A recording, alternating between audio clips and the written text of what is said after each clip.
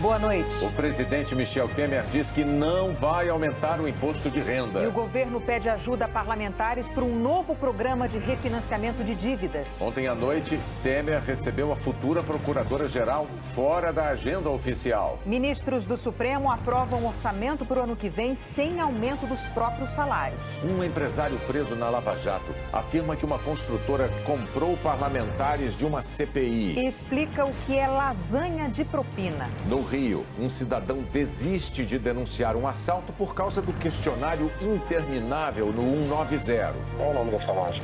Qual o nome dessa loja de ar-condicionado que tem na esquina, você sabe, de carro? Não sei, Thiago. Então deixa pra lá, deixa pra lá. É melhor ele assaltar lá mesmo. Obrigado, viu? Boa sorte. A falta de tornozeleira impede o monitoramento de presos em São Paulo. O governo americano voltou a subir o tom contra a Coreia do Norte. O secretário de Defesa alertou: Kim Jong-un deve suspender qualquer ação que possa levar à própria destruição. O Jornal Nacional está começando.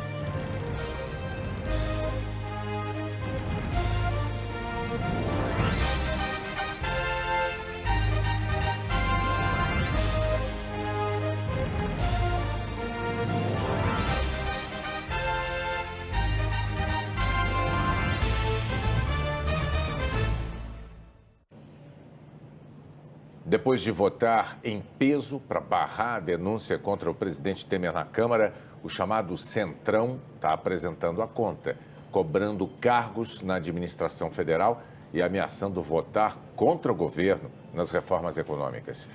Os partidos do Centrão têm juntos mais de 100 deputados. São mais de 100 votos. Os partidos do chamado Centrão, como PP, PR e PSD, querem mais cargos no governo e o comando do Ministério das Cidades, hoje com o PSDB. Os partidos do Centrão nem escondem. Querem ser recompensados pelo apoio dado na votação que rejeitou a denúncia contra Michel Temer e pelo desgaste assumido em plenário. Dizem que houve promessa de mais espaço no governo que ainda não foi atendida e agora apresentam a fatura. Ou o Planalto atende às demandas ou não ajudarão nas votações da reforma da Previdência e do programa de refinanciamento de dívidas do governo. O rombo da Previdência já passa de 80 bilhões de reais e deve fechar o ano em 185 bilhões.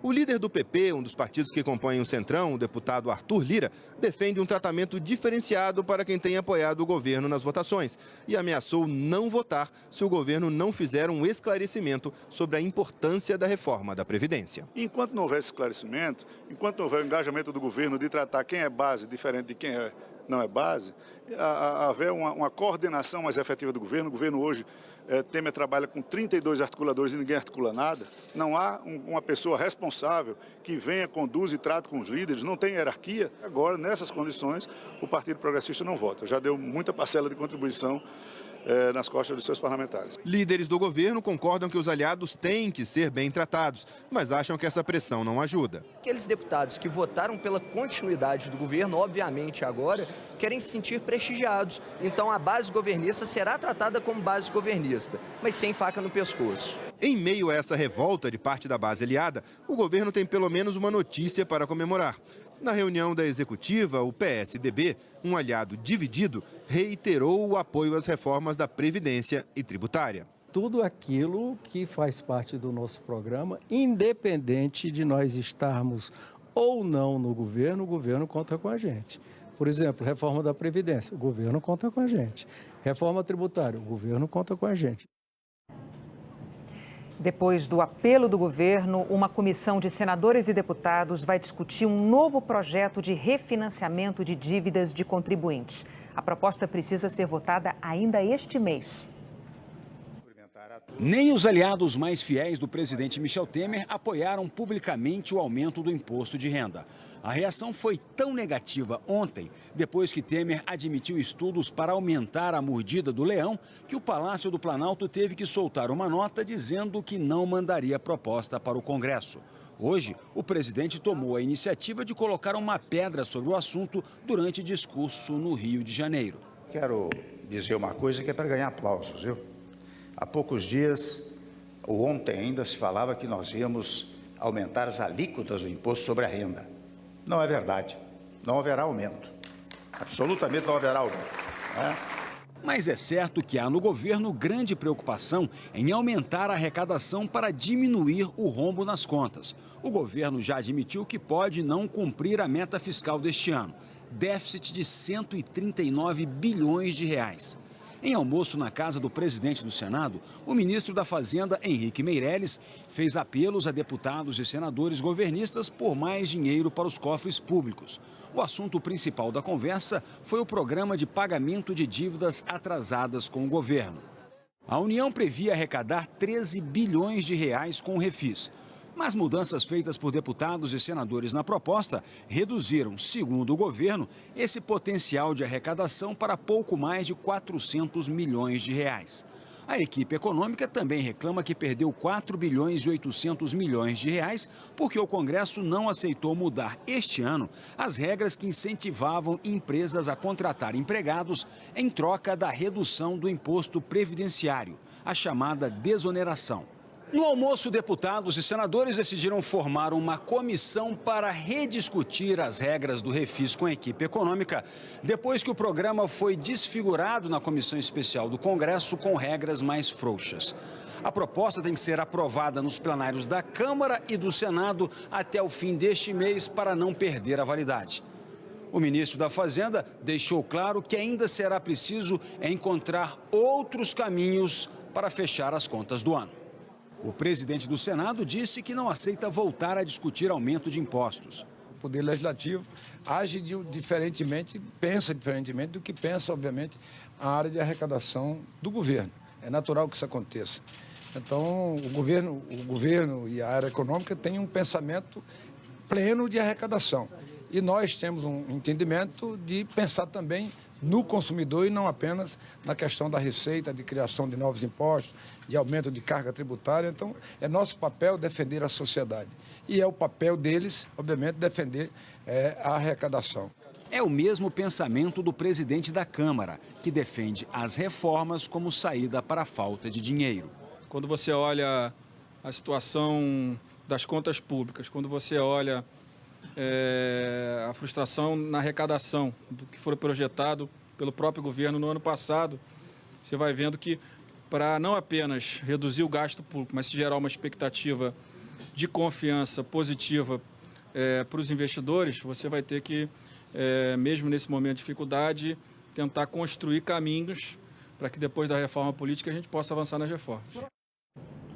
E o presidente Temer sancionou a Lei de Diretrizes do Orçamento do ano que vem. Ela prevê salário mínimo de R$ 979, um aumento de 4,4%. E manteve a projeção de rombo de 129 bilhões de reais nas contas públicas. A Justiça do Amapá bloqueou R$ 315 mil do governo do estado para a compra de remédios para a única unidade de tratamento de câncer da rede pública. O Ministério Público afirma que o dinheiro só é suficiente para um mês e vai recorrer para aumentar esse bloqueio. Por falta de material, as cirurgias de alta complexidade em oncologia estão suspensas há 3 semanas. A Secretaria Estadual de Saúde alega que não tem recursos para pagar fornecedores em dia e que eles acabam priorizando os hospitais particulares por pagarem acima da tabela do SUS. A Secretaria prevê a retomada das cirurgias na semana que vem. Por 8-3, o Supremo Tribunal Federal aprovou o orçamento da Corte para o ano que vem sem previsão de reajuste salarial. A maioria dos ministros considerou que o momento de ajuste nas contas do governo não permite incluir nenhum tipo de aumento na previsão de orçamento. O salário dos ministros do Supremo serve de teto para o funcionalismo público e qualquer aumento provoca um efeito cascata em toda a administração pública. O governo de São Paulo rompeu o contrato com a empresa de tornozeleira eletrônica que monitora 7 mil presos. O usuário mais famoso de tornozeleira eletrônica em São Paulo é o ex-médico Roger Abdelmaci, condenado a 181 anos de prisão por estuprar 37 pacientes. O governo do estado mandou trocar o equipamento porque o aparelho perdia o sinal e a bateria descarregava rapidamente. Hoje, a Secretaria de Administração Penitenciária começou a recolher os equipamentos dos presídios. As tornozeleiras eletrônicas são usadas pelos presos em saídas temporárias, no regime semiaberto e em prisão domiciliar. A secretaria disse que os aparelhos apresentavam rompimento do lacre sem alerta, mau funcionamento dentro das residências, dificuldade de conexão, falta de sinal por até 1 hora, problemas na bateria, superaquecimento e a empresa não entregou todos os aparelhos previstos em contrato. O governo não pode pagar um serviço que, aliás, é caro, não é barato, que não é prestado adequadamente. Desde setembro do ano passado, as tornozeleiras são fornecidas pela Synergy Tecnologia, que tem prazo de 5 dias úteis para apresentar recurso. Se a decisão for mantida, a segunda colocada na concorrência deve assumir o serviço. O diretor da Synergy disse que na casa de Abdelmaci não havia cobertura para a transmissão dos dados, mas que o equipamento armazenava as informações e transmitia quando o ex-médico ia para uma área com cobertura. A empresa vai recorrer da decisão. Todo serviço que envolve tecnologia, você acaba tendo problemas, tá? São problemas pontuais que são solucionados. Já monitoramos aí mais de 20 mil sentenciados, estamos presentes em mais de 6 estados e nunca tivemos uma rescisão da forma que está sendo feito. A decisão foi tomada poucos dias antes do Dia dos Pais, no próximo fim de semana, uma das datas em que um grande número de presos deixam os presídios para saídas temporárias. Até ontem, eles saíam com tornozeleiras eletrônicas. A partir de hoje, não. Com a tornozeleira, a intenção era de que a polícia militar fosse avisada imediatamente no caso de fuga. Sem o equipamento, vai demorar um pouco mais para ir atrás dos fugitivos. Nós teremos menos capacidade de evitar, por exemplo, fugas, evitar que pessoas que têm saída temporária eventualmente cometam outros crimes e, mais do que isso, só torna mais complexa a segurança pública no Brasil, ainda mais no momento onde o país vive situações como vários estados com taxas crescentes de criminalidade. O que você vai ver agora é um exemplo de como a burocracia e a falta de treinamento contribuem para a insegurança no Rio de Janeiro. É um cidadão tentando denunciar um assalto. Acabei de assistir a um assalto à mão armada. Vi 2 homens à esquerda e um deles cruzou a rua. E logo outro veio com uma pistola preta na mão e passou na minha frente. Na hora vi que era assalto e ele foi para o carro em frente. Ficou com a arma apontada para o motorista. Acho que era para pegar os pertences, mas não vi o final porque o sinal abriu e consegui sair pela direita. O relato em uma rede social é de um homem indignado que tentou avisar a polícia sobre o que estava acontecendo. 190, Thiago, boa tarde. Boa tarde, Thiago. Eu acabei de ver um assalto aqui na rua Guilhermina Guinle, aqui em Botafogo, antes do sinal ali da rua São Clemente. Estão assaltando com arma os carros. Sim, qual é o nome do senhor, por gentileza? Meu nome é Sérgio. A altura de qual número, senhor, da Guilhermina Guinle? No sinal na esquina com a rua São Clemente. Informar numérica? Eu não sei informar. Eu estava no carro atrás, o carro que foi assaltado. Esquina da rua. Não, me refiro, por exemplo, a algo de amplo conhecimento. Uma praça, igreja, mercado, banco, farmácia, padaria. Bom, Thiago, é na esquina. O sinal é na esquina. O assalto foi exatamente na esquina. No prédio. Mas não tem nenhum ponto de referência, senhor?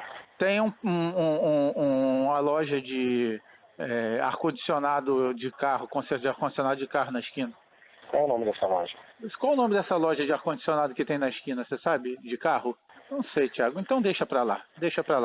É melhor ele assaltar lá mesmo. Obrigado, viu? Boa sorte. O que era para ser um atendimento rápido, por telefone, que ajudasse a polícia a impedir novos assaltos na região, levou quem fez a denúncia a desistir da ideia pouco mais de 1 minuto depois do início da ligação. E olha que as informações principais foram passadas. A loja de ar-condicionado fica aqui atrás. Na minha frente, a rua Guilhermina Guinle. E do lado de lá, a rua São Clemente, uma das mais conhecidas e movimentadas de Botafogo, na zona sul do Rio. Pelo visto, o Serviço 90 da polícia não considerou essas informações suficientes.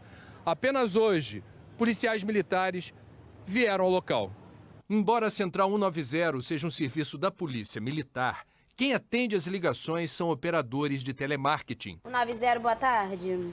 São 20 mil ligações por dia, mas apenas 37% geram alguma investigação. O Serviço 90 ele é de fundamental importância para a Polícia Militar. Hoje ele é conduzido por uma empresa terceirizada e que foi instalada ali realmente para buscar a eficácia do atendimento junto ao cidadão e a otimização dos processos. Eu prefiro acreditar que isso tenha sido um caso isolado, mas de qualquer forma a Polícia Militar está ali presente na mesa de triagem para que possamos dar a real noção do profissional de segurança para esse agente. A Secretaria de Segurança admitiu que houve um equívoco no atendimento e que o atendente recém-contratado está em reciclagem. Apenas no primeiro semestre deste ano foram registrados 873 assaltos em Botafogo. De acordo com o Instituto de Segurança Pública, um crescimento de 48% em relação ao mesmo período do ano passado. Sérgio, a testemunha, disse que assistiu ao assalto com toda a família no carro. Falou da sensação de impotência e do medo de alguém reagir e começar um tiroteio. Já não é a primeira vez que isso acontece, já é sabido por diversas pessoas que procuraram os serviços de ajuda da polícia, dos bombeiros, de ambulância, a incapacidade do atendimento de ter uma agilidade e uma compreensão da situação de emergência que as pessoas estão passando. As coisas se inverteram, André. Quem está preso somos nós, moradores que pagamos nossos impostos, IPTU alto, e vagabundo está solto acuando a gente. A Delegacia de Botafogo declarou ao Jornal Nacional que, em 6 meses, identificou 86 bandidos e que 43 foram presos. Os 13 policiais suspeitos de envolvimento na chacina de Pau d'Arco, no sul do Pará, foram libertados.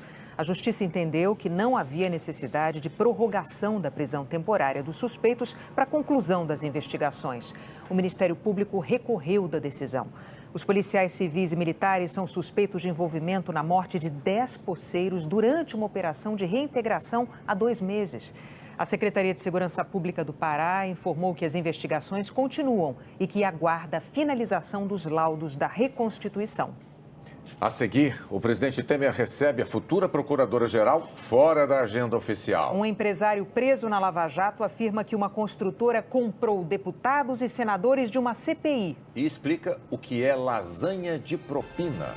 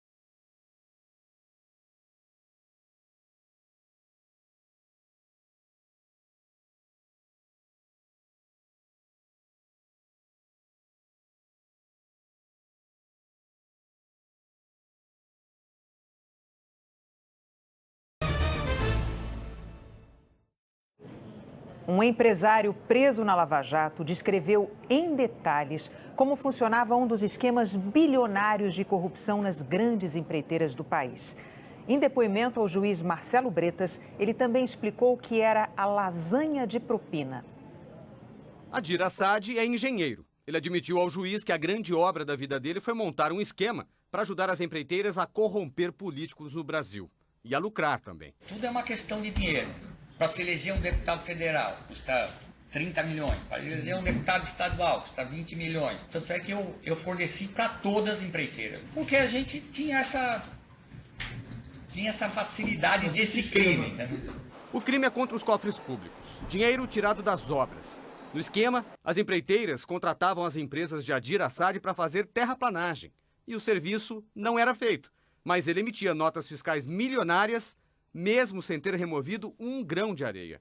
Cobrava uma comissão de até 14% e devolvia a maior parte do dinheiro para a empreiteira que contratou o serviço. E em espécie, dinheiro vivo. Então, como nós fazíamos? Nós colocávamos 1 ou 2 máquinas em cada obra.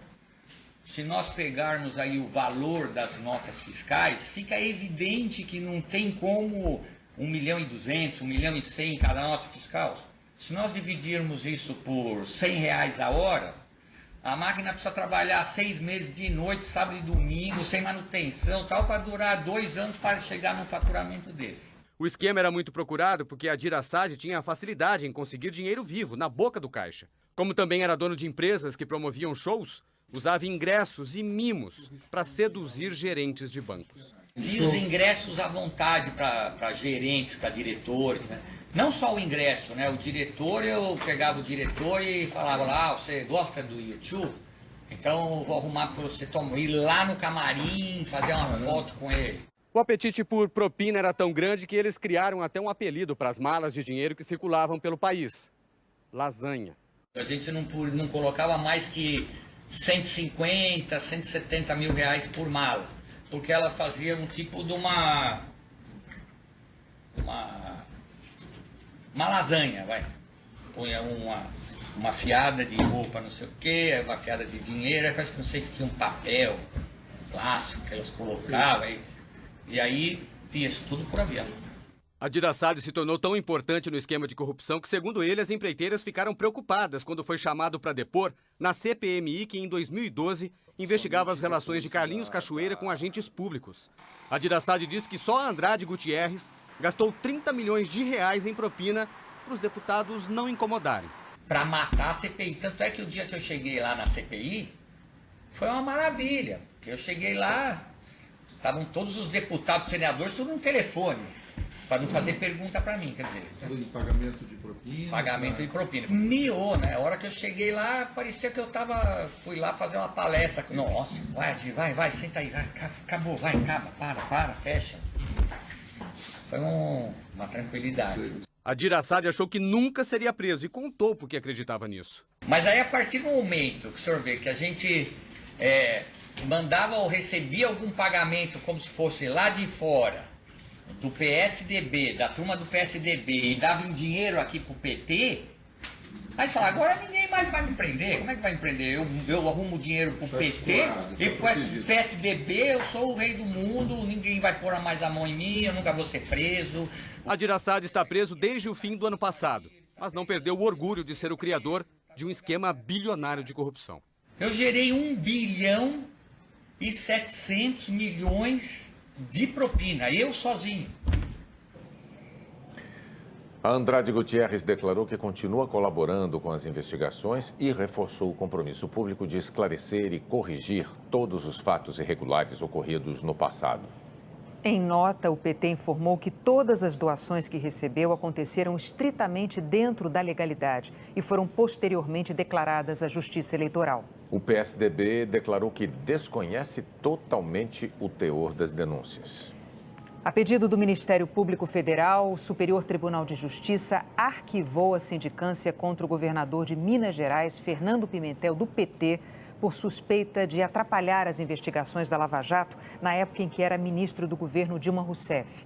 O Ministério Público afirmou não ter encontrado indícios de crime. O governador ainda é alvo de 2 denúncias no STJ.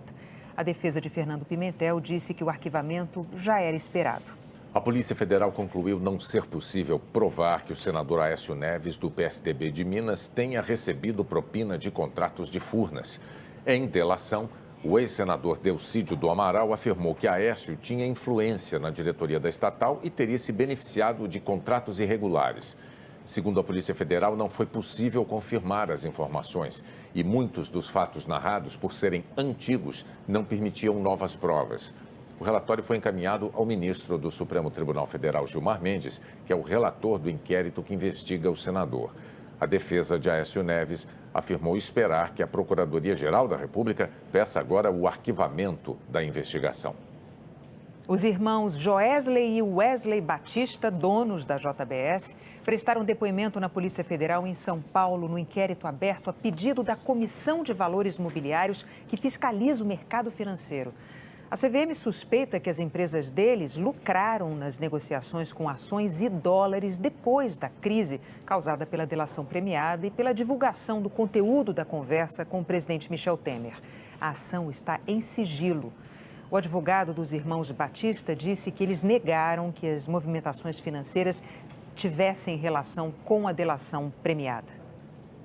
O presidente Michel Temer recebeu a futura Procuradora-Geral da República, Raquel Dodge, ontem à noite, fora da agenda oficial. É a sucessora de Rodrigo Janot. O cinegrafista da TV Globo, Wilson de Souza, registrou a visita. A futura Procuradora-Geral da República, Raquel Dodge, chegou ao Palácio do Jaburu para falar com o presidente Michel Temer às 10 da noite. Um encontro fora da agenda da presidência. Oficialmente, tanto o Planalto quanto a procuradora dizem que o assunto foi a posse dela, no dia 18 de setembro. Hoje, Raquel Dodge informou ao Procurador-Geral da República, Rodrigo Janot, a quem ela sucederá, que no encontro de ontem, o presidente comunicou a ela que vai viajar no dia da posse para os Estados Unidos, para a abertura da Assembleia Geral da ONU, e que a posse, portanto, será às 10h30 da manhã. O blog da jornalista Andréia Sadi, do G1, revelou que houve mais um assunto no encontro. Segundo o blog apurou, Temer fez para Raquel Dodge um relato dos motivos que o levaram a pedir a suspeição do procurador-geral Rodrigo Janot ontem ao Supremo e seu embasamento jurídico. Raquel Dodge ouviu educadamente. Ainda segundo o blog, o presidente quer que Raquel Dodge tome posse no Palácio do Planalto como gesto simbólico da reaproximação institucional do Executivo com o Ministério Público.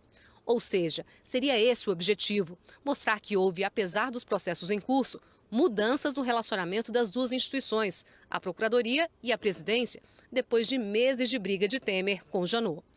O blog também apurou que o encontro fora da agenda teve ainda o efeito de passar uma mensagem ao Congresso de que as pontes da classe política com o Ministério Público serão restabelecidas. Com o pedido de suspeição, a defesa de Temer quer Janot fora da investigação contra o presidente, alegando que o procurador extrapolou limites legais e tem ideia fixa de acusar o presidente. Não há prazo para esse pedido ser analisado. O relator da Lava Jato no Supremo, o ministro Luiz Edson Fachin, pode decidir sozinho ou levar o pedido de suspeição ao plenário do Supremo. A ofensiva faz parte da estratégia da defesa, que se prepara para enfrentar uma nova denúncia de Janot contra Temer. A procuradora Raquel Dodge não se manifestou sobre as informações publicadas pelo blog da Andréia Sadi. O Palácio do Planalto reafirmou que o encontro com a procuradora foi para tratar da posse dela. Depois da deflação em junho, os preços voltaram a subir em julho, em média 0,24%. Alimentos e bebidas continuam em queda, mas não compensaram as altas no transporte e na conta de luz. A inflação acumulada desde janeiro é de 1,4%. A essa altura do ano passado, a inflação estava em quase 5%. O Brasil criou 35.900 vagas de trabalho com carteira assinada em julho. Foi o quarto mês seguido em que as contratações superaram as demissões. Segundo o IBGE, 13 milhões e meio de trabalhadores ainda estão desempregados. A seguir, a guerra verbal entre Coreia do Norte e Estados Unidos atinge um ponto inédito de tensão. Mas o secretário de Estado Rex Tillerson diz que os americanos podem dormir tranquilos.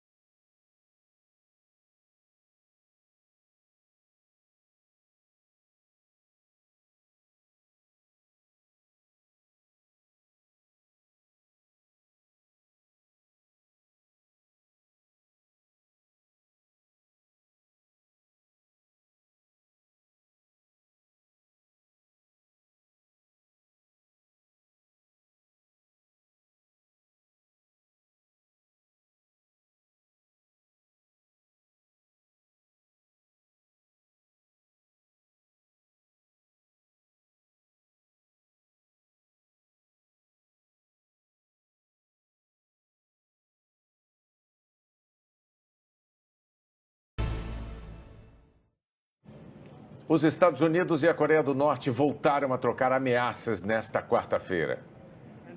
A guerra verbal começou. A dúvida agora é saber se vai ficar só na ameaça ou não.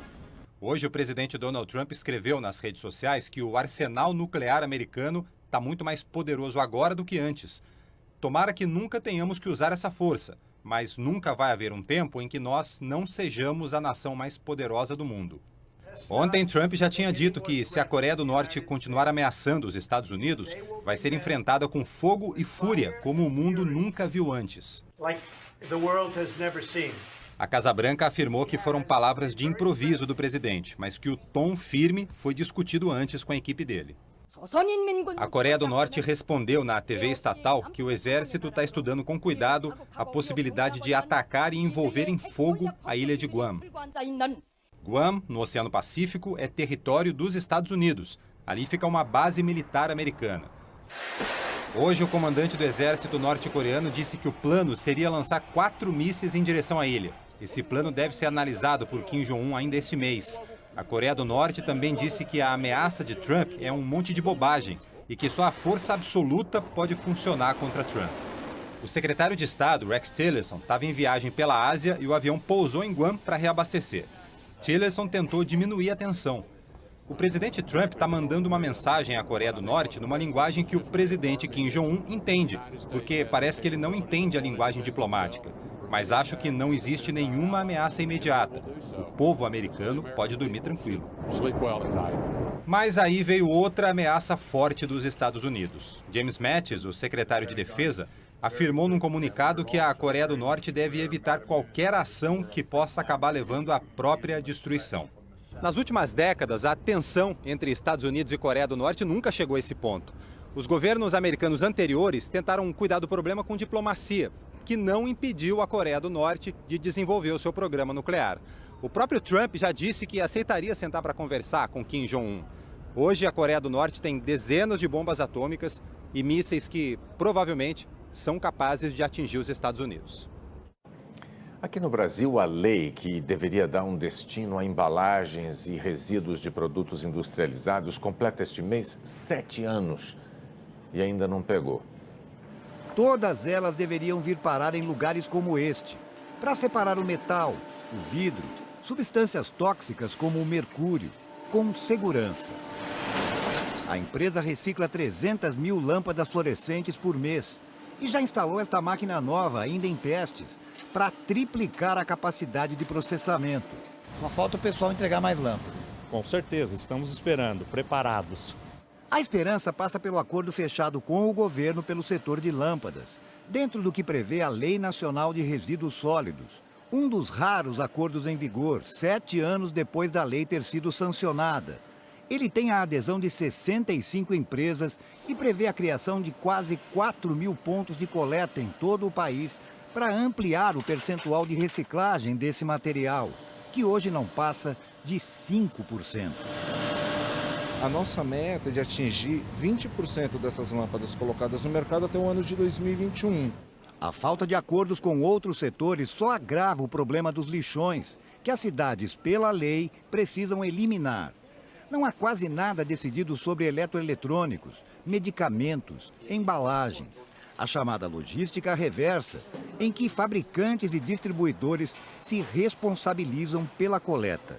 Nós estamos saindo de um sistema irregular, de um sistema inadequado e precário, que mata gente todo ano, e queremos ir para um sistema avançado. Isso tem um custo que precisa ser justamente remunerado por todos os usuários. Calculando assim, sem exagero, qual o consumo de leite de uma família de 4 pessoas?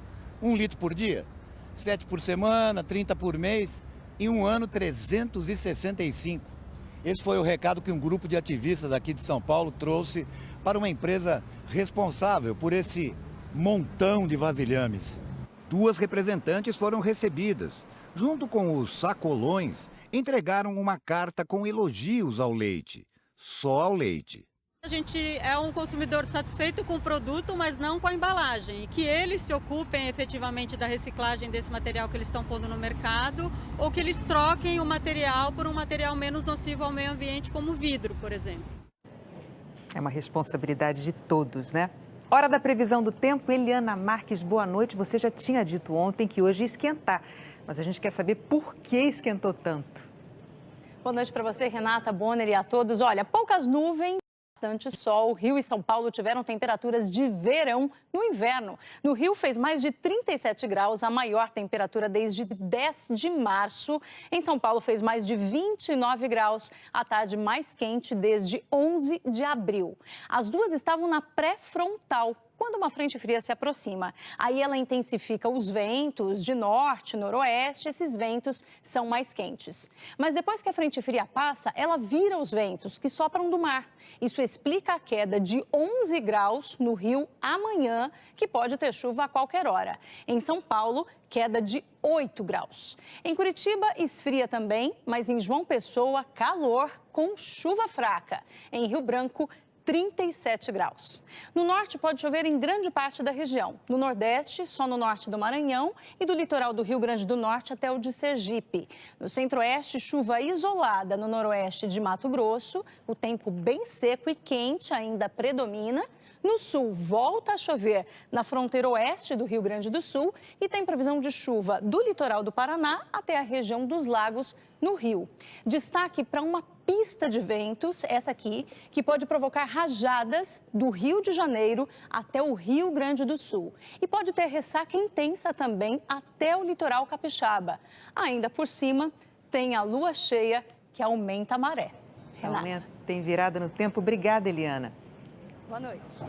Hoje tem jogos decisivos pelas oitavas de final da Libertadores. O Galvão Bueno está na Arena Palmeiras. Boa noite, Galvão. Boa noite, Renata. Boa noite, William. Boa noite a todos. Eu estou aqui na Arena do Palmeiras. Por aqui começam as emoções. Aliás, noite de muitas emoções mesmo. Pela Copa Libertadores da América e pela Sul-Americana. Aqui, em São Paulo, o Palmeiras enfrenta o Barcelona de Guayaquil, do Equador. Primeiro jogo, vitória do Barcelona por 1-0. O estádio vai lotar, o movimento lá fora está muito grande. O Palmeiras precisa por uma vitória por 2 gols de diferença. Uma vitória por 1-0, leva a decisão para os pênaltis. Vai precisar de muita paciência da torcida e do time em campo.